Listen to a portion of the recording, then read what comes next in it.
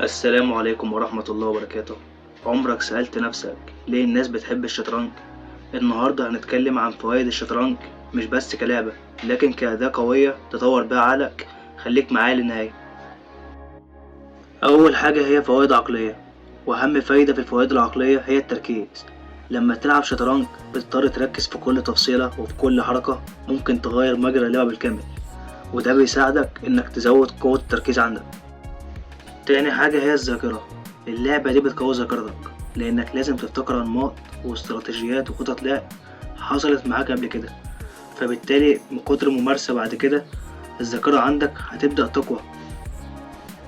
تالت حاجة وهي التخطيط المسبق والتفكير المنطقي.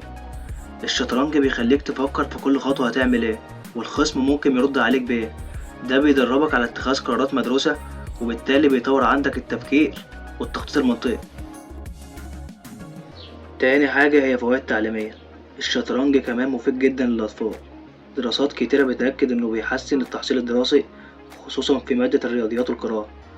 والمدارس في بعض الدول بتدرسه كجزء من المنهج، لأنه بيساعد الأطفال يفكروا بشكل منظم ويحلوا المشاكل بهدوء. أما تالت حاجة فالشطرنج ليه فوائد نفسية واجتماعية. اللعبة دي بتعلمك الصبر، مفيش حاجة اسمها تفوز بسرعة، لازم تصبر وتخطط، وده بينعكس على شخصيتك في الحياة. كمان بتعلمك تقبل الخسارة، كلنا بنخسر، بس الأهم نتعلم من أخطائنا ونرجع أقوى من الأول. ومع إنها لعبة فردية، بس بتفتح لك باب تتعرف على ناس كتير، تشارك في بطولات، أو حتى تلعب أونلاين مع ناس في كل العالم. رابع حاجة، اللعبة دي فيها فوائد صحية طويلة المدى. في دراسات بتقول إن لعب الشطرنج بانتظام ممكن يقلل من فرص الإصابة بالزهايمر، لأنه بيحفز الدماغ وبيخليها دايما نشطة.